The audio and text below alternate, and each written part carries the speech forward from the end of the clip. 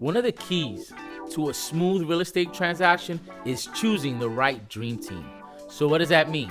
There's a lot of parties that are involved in a real estate transaction. If you're a buyer, you have an attorney, you have a bank, you have a realtor, and you have a title company. What do each of these people do, and how can they benefit you? Well, one, a bank is going to work very hard to get you the lowest rate and get you to the closing table quickly and efficiently, okay?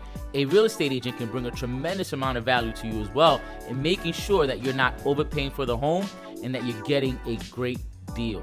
They're going to negotiate quite a bit of the terms that are involved in what you're going to purchase, okay? And the attorney is going to make sure that everything is in writing and that not one detail is overlooked.